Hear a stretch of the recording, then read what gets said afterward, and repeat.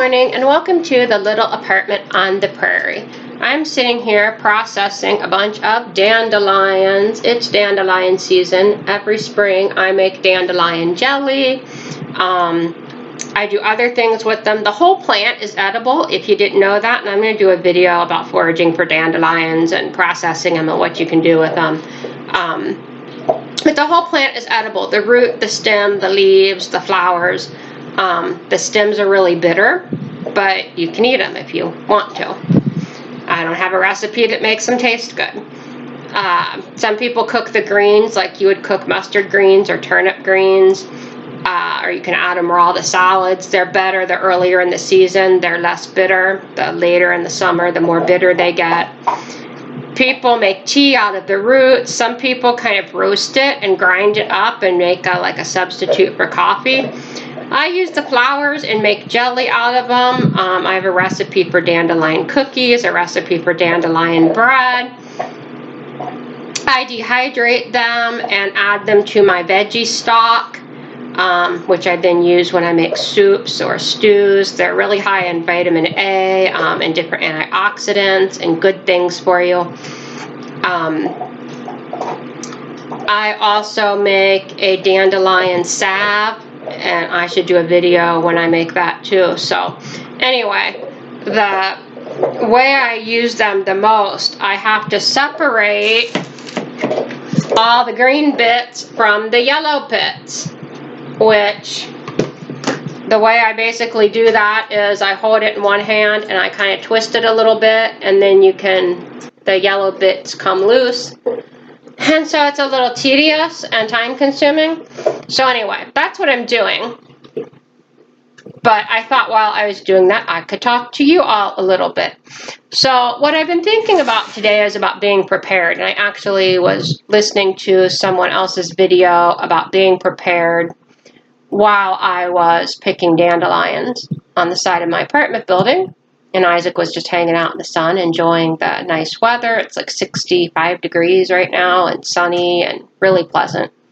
And then they're saying it's going to rain and we might have snow tomorrow. It's crazy weather here in Nebraska. But anyway, so I was listening to this video about being prepared and kind of talking about the mental aspects of being prepared, and that, you know, these stay-at-home orders may last a lot longer. We don't know.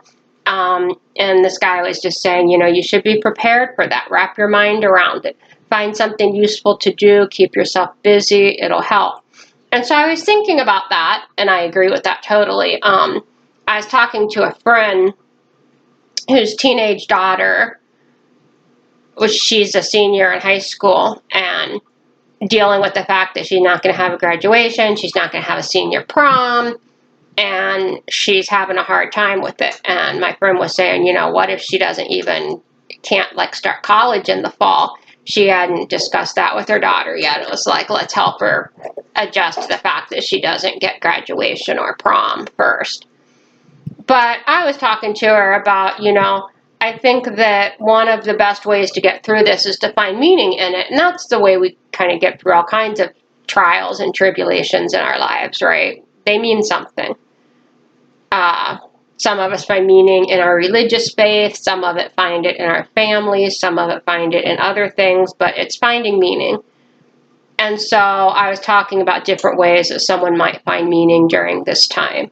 So, you know, one way is to find a way that you can help other people, volunteer to do something for someone else. One thing that I've been doing, and I've been doing a number of things, but one is I've been keeping a little journal, because I think that like 100 years from now, maybe somebody will want to go back and know what this time was like. Like, I wish I could go back and read journals from women my age during the Spanish flu pandemic in 1918. I've watched some documentaries and some interviews of people who were children at that time.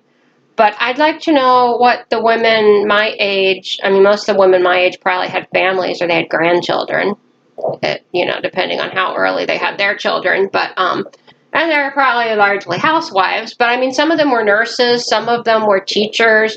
You know, I would just like to know what they were doing and kind of what their daily lives were like and what they thought about and stuff. And so I've been trying to keep a little journal where I record the things that I wish I knew about people who lived back then. Because to me, that would be really helpful. It helps me to look back at history and to see how other people have dealt with things. So anyway, keeping that journal provides like some sense of meaning to me and a little structure to my day as well. And then I'm getting ready to start a garden, and I'm putting up all this food, and it's time, starting to forage, and that gives me a lot of meaning because it's a way that I prepare for my future. And I do that whether or not there's a pandemic. I mean, a lot of what I'm doing now and going to be doing all summer, putting up food, I'd be doing anyway. I don't know if I wouldn't. I know I would not have such a sense of urgency about the garden, but I wanted to garden anyway if I, had the opportunity to do so. But I do feel a much greater sense of urgency about that because I'm worried about food shortages. But anyway, so having a sense of meaning is one way you can prepare, is to look at how are you going to find a sense of meaning. But something else that's helpful for me is to kind of think through different scenarios and how would I handle it. So that if those scenarios happen, they don't catch me completely off guard, and I already have a little bit of a plan. So I knew when I saw, not when I saw them locking down places in China, that didn't make me think it would happen here, but when I saw it happening in other countries, then I started to think that could happen here in the US as well. So I started thinking about what would I need if I can't get up to go to the store, and how would I prepare for that. And I thought about, like, what if I couldn't go out at all, like even to take my dog out? How am I gonna, take my dog to the bathroom? So it's good, even though that seems unlikely that we'd have a lockdown here where I couldn't even step outside the door with the dog. But it's good to think through things. So I'm gonna mention some things and ask you if you've thought about them and have even just the slightest idea how you deal with them. Like, what if we end up with these stay-at-home orders being extended for several months? What if they tell you at the end of April, this is going to go for 3 more months, it's going to go till the end of July? What would you do? On the other hand, what if at the end of April they say, okay, stay-at-home orders rescinded, everything's opening back up, schools are open, all the jobs are open, everything's opened up.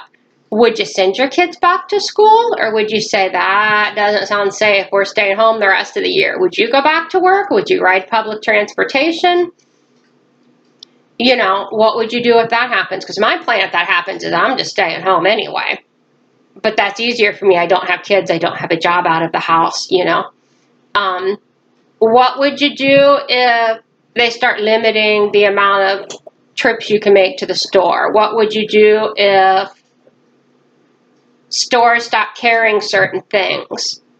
Like in some places now, like Walmart is not selling anything they consider non-essential. I heard a story where someone had been in a car accident, and so she had to get a new car seat for her toddler, because once the car seat's been in an accident, it's considered, even if it looks okay, they say you should get a new one. And Walmart refused to sell her the car seat because they said it was non-essential. Have you thought about what you would do if the power goes off for an extended period of time, or if you don't have water for an extended period of time? And I know that's not likely to happen because of the virus, but it's also tornado season. We have hurricane season approaching. What if something happens? And it's possible that if something happened and the power went out, it would take a lot longer to get restored. So how would you deal with that? Have you thought about if you get sick or injured, at what point would you go to the hospital? At what point would you stay at home and treat things, even if you normally did go to the hospital? The other day, I accidentally shut my car door on my finger. And I shut it. I'm surprised it feels fine today. It was a little bruised and swollen yesterday. I think I did it Thursday. This is Saturday. Yeah, it's fine today. But man, I shut it in the door good. I mean, the door was shut. I had to use the handle to open the car door to get my finger unstuck. And it looked like kind of misshapen, and then it started to turn purple and get swollen. I can't believe it's perfectly fine today. My first thought was, well, crap, what if I broke my finger? Because I'm not going to the hospital at this time for just like a minor broken bone, like a broken finger. Normally, I'd go to the hospital for that.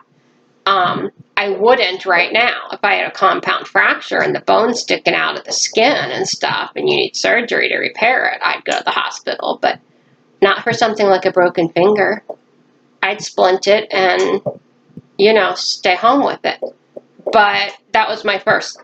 And I've already thought through what things I would go to the hospital for and what I wouldn't during this pandemic.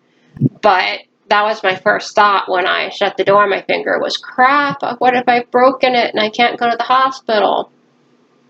And it's totally fine, so I guess I was being a big baby. But man, it sure did hurt. There is much profanity.